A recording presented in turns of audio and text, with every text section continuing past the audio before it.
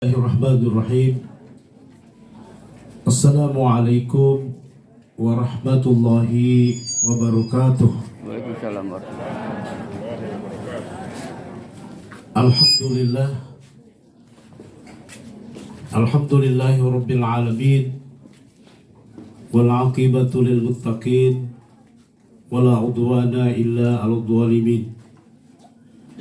Ashhadu an la ilaha illallah wahdahu la syarika lah wa ashhadu anna Muhammadan abduhu wa rasuluh al-mab'uts rahmatan lil alamin.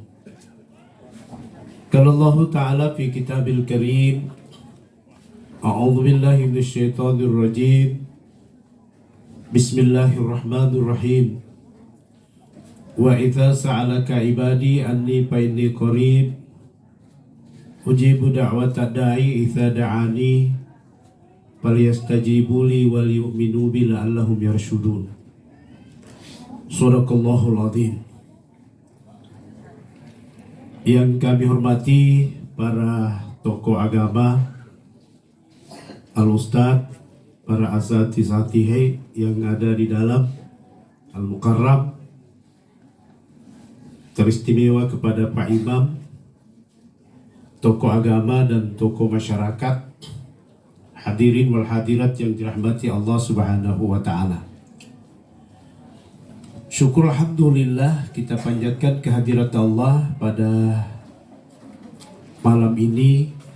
Kita hadir dalam rangka menghibur keluarga atau membagi duka, karena dengan kehadiran kita di sini menunjukkan bahwa betapa solidaritas kita sebagai umat Islam ataupun sebagai hamba Allah di muka bumi ini. Salawat dan salam tak lupa kita kirimkan kepada Rasulullah Sallallahu Alaihi Wasallam sebagai suri toladan atau sebagai contoh kepada kita sekalian. Hadirin yang dirahmati Allah, ayat yang saya bacakan tadi Quran Surah Al-Baqarah 186.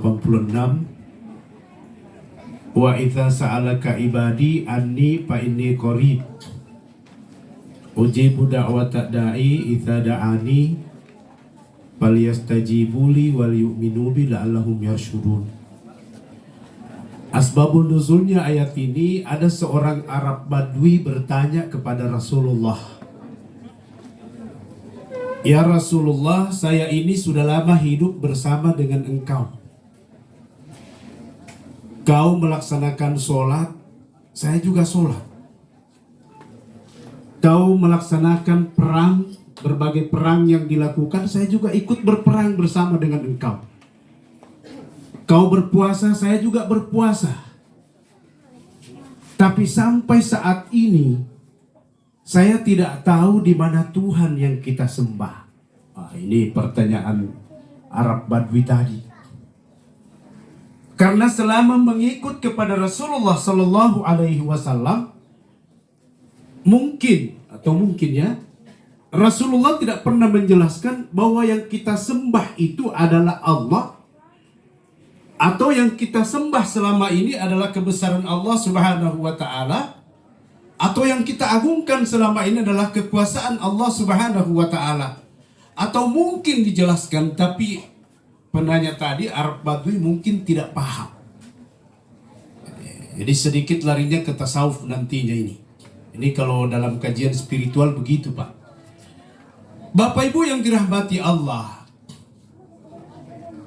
saya ingin membongkar pikiran kita atau pemahaman kita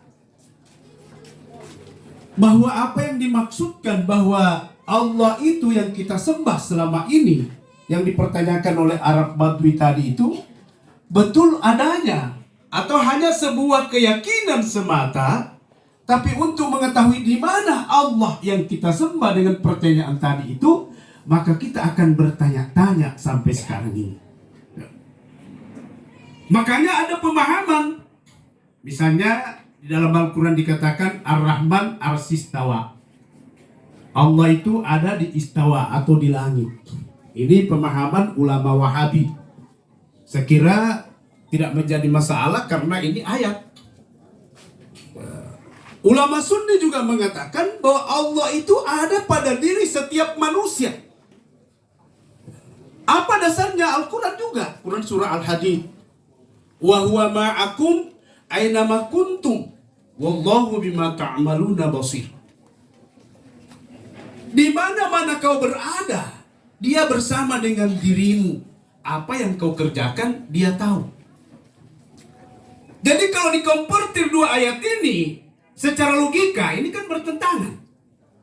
Ditambah lagi Quran surah Al-Baqarah saya bacakan tadi, wa idza sa'alaka ibadi anni fa inni qarib. Kalau ada hambaku bertanya, katakan aku dekat. Ditambah lagi Quran surah Al-Kahf ayat 16. Walaqad khalaqnal insana wa na'lamu tuwaswisu bihi nafsu wa nahnu aqrabu ilaihi min hablil warid. Sesungguhnya aku dekat, lebih dekat daripada urat lehernya. Nah, ini. Jadi waktu saya jelaskan kepada mahasiswa saya di pasca sarjana, itu rata-rata protes. Kalau begitu Pak, kenapa ada orang melakukan kejahatan? Kenapa ada orang melakukan penipuan? Kenapa ada orang melakukan pembunuhan? Padahal Allah lebih dekat daripada kita. Saya juga tidak langsung jawab. Saya juga berpikir bagaimana menjawabnya. Makanya pikiran kita coba buka. Jadi ini menunjukkan bahwa kalau dekatnya Allah dengan kita, makanya dalam hadis qudsi dikatakan, ana inda zanni abdi bi, saya ini tergantung prasangka hambaku. Jadi saya berikan logika kembali bahwa kalau begitu coba-coba ditanya orang melakukan kejahatan, ada nggak Tuhan sama dirinya? Contoh konkret, contoh kecil saja. Misalnya ada pencuri ayam, tapi bukan pencuri ayam di sini saya maksud Bu ya. Jadi pada saat dia mencuri ayam, pakai bismillah tidak? Bismillahirrahmanirrahim. La haula wala quwata illa billah. Kan tidak jadi mencuri, Pak. Tuh. Jadi kalau ada orang melakukan kejahatan, mencuri, menipu, membohongi orang, dia pakai bismillah, itu menunjukkan adalah pencuri yang beriman kepada Allah Subhanahu wa ta'ala. Tapi selama ini yang kita pahami, orang melakukan kejahatan tidak pernah pakai bismillah, Pak. Kalau kita lihat di YouTube, di CCTV, orang mencuri itu, mencuri motor misalnya, apalagi perumahan begini, matanya itu melirik ke kanan, ke kiri dulu begini. Padahal kalau dikaitkan dengan ayat tadi itu, ada nggak Tuhan di situ? Nah, itu menunjukkan bahwa tidak ada Tuhan ketika orang melakukan kejahatan yang melekat pada dirinya. Karena Allah ada pada diri setiap hamba bagi orang yang mengingat. Makanya kalau Allah Ar-Rahman Ar-Sistawa ada di situ, itu betul Pak. Karena dia maha tinggi. Rabbukumul a'la. Tuhanmu yang maha tinggi. Kenapa? Karena dia berkuasa atas segala sesuatu. Ini yang harus ditafsirkan atau ditakwilkan. Sebab kalau kita katakan Allah itu maha tinggi, Allah itu berada di atas arsy, awasya kursius samawati wal ard, lalu kita tidak tafsirkan atau kita tidak takwilkan, maka di situ terjadi kekakuan dalam memahami Allah Subhanahu wa ta'ala. Kalau begitu dengan ayat dikatakan tadi bahwa Allah ada dalam diri setiap manusia, berarti Allah di atas yang siapa itu, dan Allah pada manusia yang siapa juga itu. Nah, ini kan menjadi benturan dalam pemahaman tafsir ataupun dalam pemahaman teologi. Tuh. Makanya ketika dipahami Allah maha tinggi, itu benar. Karena kita berdoa pasti tangan kita ke atas, Pak. Tidak mungkin kita berdoa tangan kita di bawah. Atau dibalik tangan kita. Allahumma rabbana atina fid, tidak mungkin, Pak. Tentu ke atas. Itu menunjukkan arah kita kepada Allah yang maha tinggi, karena dia berkuasa atas segala sesuatu. Tapi kalau dia juga ada pada diri setiap orang. Kenapa ada di pada setiap orang berdasarkan ayat tadi ini? Karena dia mengingat. Karena dia mengingat kepada Allah. Dalam hadis qudsi dikatakan, barang siapa mengingatku dengan berjalan, aku berada dalam dirinya dengan berlari. Barang siapa mengingatku dengan berlari, sesungguhnya aku sudah menyatu dengan dirinya. Ini kan bahasa tasawuf, kaitan dengan syair-syair tasawuf. Oleh karena itu keberadaan Allah Subhanahu wa ta'ala pada diri setiap manusia itu tergantung bagaimana dia mengingatnya dan bagaimana dia mempersepsikan Allah di dalam dirinya. Karena Allah adalah ala kulli syai'in qadir. Dia adalah atas segala sesuatu. Makanya ada istilah sifatnya yang disebut dengan muhallafatul hawadithi qiyamuhu binafsihi al-wahdaniyah. Itulah sifat-sifat yang melekat pada dirinya. Sifat wajib bagi Allah. Dia adalah berdiri sendiri atau qiyamuhu binafsi. Dia wahdaniyah, dia esa. Dia tidak sama dengan makhluk. Itu yang disifatkan. Bagaimana untuk merenungkan bahwa Allah ada pada diri setiap manusia? Maka ingatan yang paling bagus adalah sholat. Nah, di sini kata kuncinya. Kenapa sholat sebagai kata kunci ketika kita mengingat kepada Allah? Karena dalam tubuh kita ini, Bapak Ibu sekalian, ada bagian-bagian yang harus disujudkan. Itulah biasa dalam pemahaman ahli tasawuf. Siapa berdiri sholat, siapa yang ruku dalam sholat, kemudian siapa yang duduk di dalam melaksanakan sholat, dan kepada siapa sholat disampaikan. Nah, ini. Oleh karena itu kalau dipahami bahwa yang berdiri dalam sholat secara syariat adalah sifat api yang ada pada diri kita yang disebut sebagai semangat. Makanya dalam ilmu tasawuf sering dikatakan api, angin, air, tanah. Ini. Api itulah semangat yang melekat dalam diri kita, yang terbawa dengan jantung, yang dipompa dengan nadi yang bergerak dalam tubuh kita. Ini yang berdiri, semangat berdiri. Terus, yang mana sifat api dalam diri, sifat angin dalam diri kita? Ini yang keluar masuk. Oke, napas kita yang keluar masuk sifat angin itu, Bapak Ibu sekalian. Itu tidak bisa dipungkiri tuh. Ini dalam kajian tasawuf maupun dalam kajian filsafat Yunani itu dikaji. Terus siapa yang mana air dalam tubuh kita? Ternyata dalam tubuh kita ini 75% air. Dan dunia juga ini sekitar 75% juga air. Air yang dalam tubuh kita, ini yang suar kita, darah kita, yang melekat pada tubuh kita itulah air. Yang mana sifat tanah dalam diri kita? Inilah tubuh kita ini satu hari kalau tidak mandi. Saya tidak bisa bayangkan kalau pakai baju putih satu hari tidak mandi, bismillah yang muncul di sini. Naki kita itulah bagian daripada tanah. Makanya api, angin, air, tanah disatukan pada tubuh manusia. Inilah yang disujudkan. Ketika orang diberikan sifat-sifat ini, tidak pernah sujud, tidak pernah ruku, tidak pernah duduk, tidak pernah bertahiyat kepada Allah, pada saat sakaratul maut, inilah yang menyiksa. Inilah yang menyiksa tadi ini. Makanya sholat itu Bapak Ibu sekalian tidak pernah berhenti. Di dalam ajaran tasawuf juga dikatakan ada simbol namanya alif berdiri, ha ruku, mim sujud, dan duduk. Yang disingkat juga Ahmad. Alif, ha, mim, da. Itu dalam kajian tasawufnya. Alif adalah menunjukkan kepada Allah Subhanahu wa ta'ala bahwa kita menyembah kepada Allah. Hak menunjukkan bahwa kehidupan di dunia ini harus ditundukkan.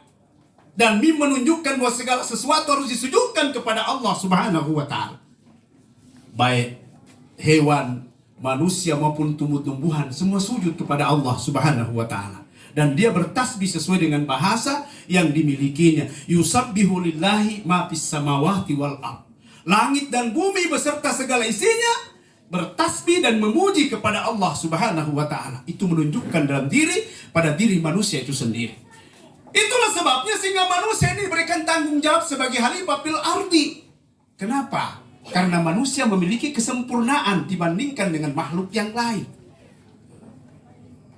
Ketika manusia tidak melakukan ini, maka proses-proses tadi ini yang menyiksa.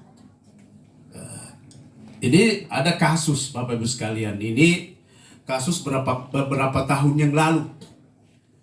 Ada orang ketika dia meninggal, kemudian dia mau dikuburkan. Ini kejadian sekitar tahun 2004 di Pogego. Jadi 3 kali dipindahkan kuburnya. Kenapa? Tanah yang digali itu tidak bisa dimakan pacu, ditandu-tandu pakai ya kalau di dalam bahasa kami itu ya dilinggis itu tanah, tidak bisa Pak. Saya saksikan sendiri tahun 2004 di Pogego. Tuh.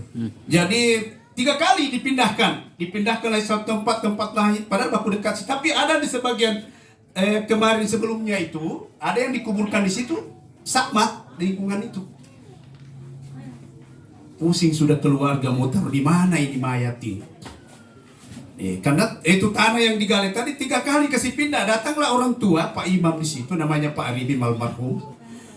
Rasul mengatakan, coba kita gane-gane dulu. Nah ini tradisi gane-gane juga ini. Gane-gane dibilang sakide. Jadi dipanggillah Pak Imam itu dengan orang tua di situ. Artinya apa yang dimaksud dengan gane-gane itu? Kalau ditanya dalilnya, tidak ada dalilnya ini Pak. Cuma ini tradisi orang Palu, orang Kaili di sana, di lingkungan saya itu di Jalan Asam 2. Ketika ada seperti itu, dia selalu kaitkan istilah gane-gane itu dipamitkan kepada yang punya tanah. Saya dengar bahasanya itu, tapi dia bahasa Kaili, tapi artinya begini. Wahai Pue, wahai Tuhan, yang pemilik langit dan bumi. Kalau kau ridai hambamu ini untuk dikuburkan di sini, berikanlah tanda. Kalau kau tidak ridai hambamu dikuburkan di sini, juga berikan tanda. Tapi dia bahasa Kaili. Alhamdulillah begitu habis digane-gane tadi oleh Pak Imam, lalu ditandu-tandu, langsung tak tanam itu tandu-tandu, digale. Ini kan tidak masuk akal. Kalau ditanya ada dalilnya atau tidak ada dalilnya Pak. Sekarang kita harus berbicara dalil. Ini kenyataan Pak, Bapak Ibu sekalian. Jadi pada saat itu begitu digale, dikuburkan selesai, saya tanya apa memang amalannya orang ini. Ternyata dia penganut tarekat yang tidak lagi sembahyang, cukup ingat ke bawah, ingat ke atas, napura muni sembahyangnya. Ini penganut tarekat yang tidak sembahyang Pak. Tapi dia tembus katanya bertemu dengan Tuhan. Ini yang sebenarnya dicaci maki dan hina oleh Ibnu Taimiyah. Diharamkan mengikuti penganut tarekat ataupun tasawuf seperti itu, yang tidak sholat, yang tidak bersyariat, tapi dia mengatakan sudah ketemu dengan Allah. Ini yang dilarang. Jadi dia penganut tarekat itu. Dan memang kalau saya baca dalam sejarahnya, penganut tarekat ini dia sumpah dirinya dengan tanah.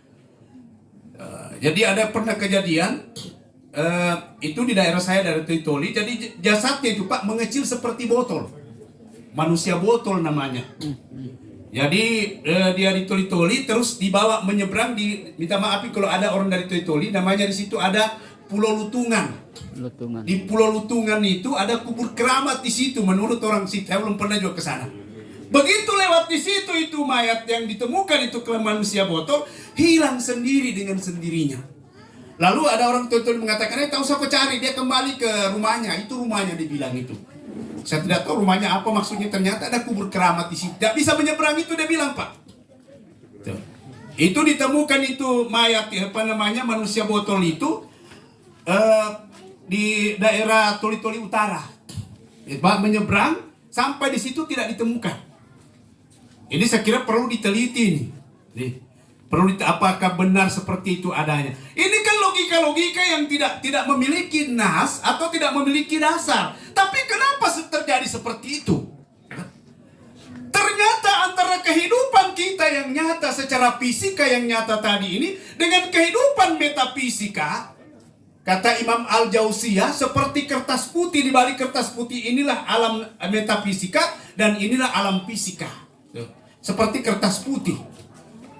Kertas kalau kita lihat di sebelahnya inilah yang disebut dengan alam metafisika atau alam ruhiyah, dan inilah alam syahada. Makanya antara kehidupan nyata dengan kehidupan yang tidak nyata, yang bisa menjangkau di situ adalah keyakinan.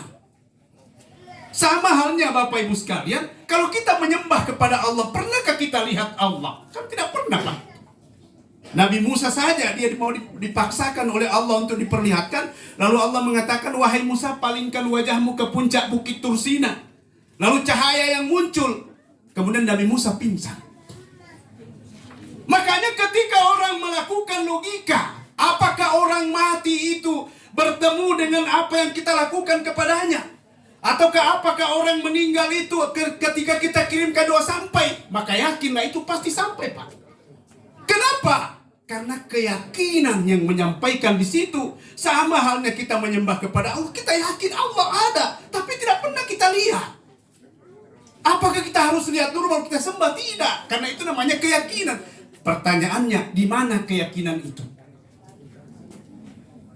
Saya logikakan lagi di situ, Pak, supaya pikiran kita ini makin terbuka. Saya kira di sini orang-orang intelektual semua di sini, Pak. Kalau salah saya, enggak apa-apa dikritik, Pak, enggak apa-apa. Kaitan dengan itu. Jadi kalau dikatakan di mana Allah dan di mana keyakinan itu, keyakinan kita ada di hati, Pak. Cuma kita yang tahu di mana hati kita di tubuh kita. Berarti antara Allah dan keyakinan kita selalu menyatu di hati kita. Apakah hati kita ini bisa mengatakan dia bersama dengan Allah Subhanahu wa Ta'ala? Bisa jadi. Seperti itu yang dikatakan. Dalam Al-Quran dikatakan, Pak, Quran surah Al-Hujurat ayat 6. Ini menurut versi tafsirnya ahli tasawuf. Habbaba ilaikumul iman wa sayyanahu fi qulubikum. Siapa yang mencintaiku dan beriman kepadaku, kujadikan hatinya tempatku bersemayam. Nah ini. Jadi jangan kita pahami bersemayam itu kalau dalam bahasa Indonesia bersemayam kan tinggal. Berarti Allah tinggal di situ. Yang dimaksudkan Allah tinggal itu di situ adalah hakikatul ilahiyah yang ada pada diri orang yang beriman yang setiap saat berzikir kepadanya. Pasti dari situ, Pak. Makanya ketika orang mengatakan berzikir Allah, Allah, Allah, Allah dan seterusnya, lama-lama menjadi Allah, menjadi A dan seterusnya, itu menunjukkan berada pada sifat lahut insaniyah. Sifat insaniyah hilang, yang ada sifat lahut. Ini yang dilakukan para ahli tarekat. Ini yang dikritik oleh ulama Wahabi.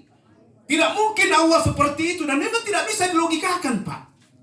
Tidak bisa logikakan. Ini hanya berada pada posisi orang menganut tarekat ataupun menganut tasawuf.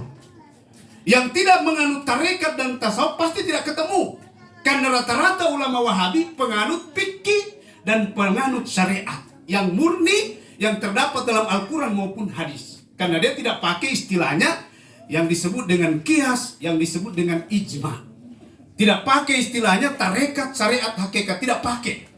Karena mereka langsung kepada Allah dan langsung kepada Rasulullah Sallallahu Alaihi Wasallam.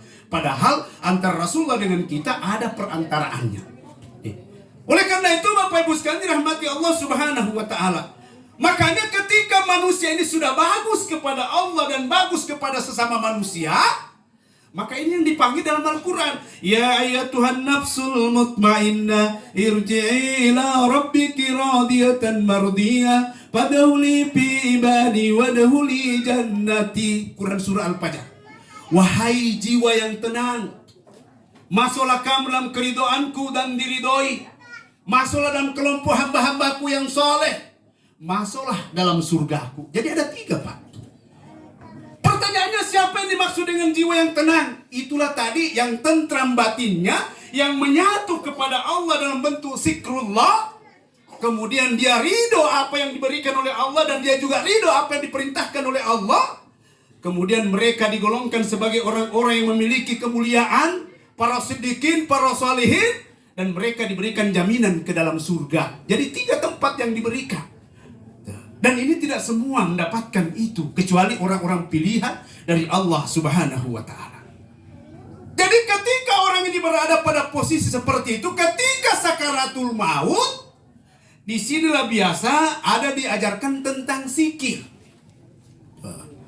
Ada namanya zikir 1, ada zikir 2. Jadi Bapak Ibu sekalian dirahmati Allah Subhanahu wa Ta'ala, saya jelaskan sedikit. Apa yang dimaksud dengan zikir 2? Zikir 2 itu zikir juga. La ilaha illallah. Panjang, Pak. Kenapa panjang seperti ini? Karena zikir 2 ini ketika manusia sakaratul maut, air liur kita ini sudah kering, Pak. Lidah kita ini sudah masuk ke dalam. Kalau dalam tarekat Bugisnya begini, mati ni dawae, maponco ni kanglai. Artinya kering air liur kita, lidah kita sudah masuk ke dalam. Apa yang diucapkan? Nah itu tadi. Ada zikir 2, ada zikir 1. Karena ketika orang dalam kondisi seperti seperti itu tidak mungkin lagi disuruh bersyahadat normal. Bersyahadat kita Pak, asyhadu an la ilaha illallah, tidak lagi seperti itu. Tuh. Makanya ketika orang biasa satu perguruan, sama-sama dia penganut tarekat seperti tadi saya katakan, tapi tarekat yang bersifat positif, karena ada tarekat yang bersifat negatif. Yang tarekat negatif tadi itu yang ingat ke bawah, ingat ke atas, sudah jadi sholatnya. Ini yang kita tidak paham. Karena Nabi sendiri dijamin masuk surga, diterima doanya, diampuni dosanya, masih sholat. Makanya kalau ada pemahaman yang penting ingat ke bawah, ingat sudah jadi sembahyangnya, itu keliru itu. Ini yang kita tidak sepaham. Saya juga tidak mengatakan seperti ini tidak boleh. Karena Nabi bukan seperti itu diajarkan. Makanya ketika orang itu satu perguruannya dia lihat dari jauh, lalu dia angkat tangannya satu begini, apa simbolnya satu? Alif, Allah yang dimaksud. Satu perguruan dan kodenya seperti ini. Tapi jangan kita pulang sebentar Bu, suami kita tidur kasih begini ya. Bukan itu yang saya maksud, kondisi darurat. Dalam kondisi seperti itu, begitu dikasih kode satu, Allah, itu tadi sikir satu Pak, maksudnya Allah. Begitu dia mengangguk, kemudian kita tuntun dia, itu yang dia tunggu. Makanya ketika ada orang sakaratul maut seperti itu, kita lihat dia ahli ibadah, bagus perbuatannya kepada lingkungannya. Tapi begitu menjelang sakaratul maut, dia merasa gelisah. Dibacakan Yasin masih gelisah, terus coba-coba bisikkan. Apa yang kau tunggu sebenarnya? Ada yang kau tunggu, dia pasti memberikan isyarat Pak. Pegang tangannya kemudian tanya, ada yang kita tunggu. Dia pasti berikan isyarat Pak. Saya sudah 3 orang saya praktikkan. Termasuk tante saya, termasuk ada haji tetangga saya di depan rumah saya itu. Saya tanya, Haji ada yang kita tunggu? Ada anak saya satu. Nah anaknya satu itu namanya Hamzah. Dia berikan kode, dicari anaknya. Begitu ketemu dia langsung duduk Pak. Karena sudah sakarat. Dia peluk anaknya, dia cium anaknya, kemudian dia mulai lemah, kemudian saya bacakan Yasin, salam dan seterusnya itu dalam surah Yasin dikatakan seperti itu. Kemudian salamun qaulam mir rabbir rahim, 7 kali saya ulangi salamun qaulam mir rabbir rahim. Kemudian dia berbunyi 1 kali, saya tuntun dengan kalimat Allah, Allah, Allah, Allah. Akhirul kalam, wallahul musta'an. Wassalamualaikum warahmatullahi wabarakatuh. Waalaikumsalam warahmatullahi wabarakatuh.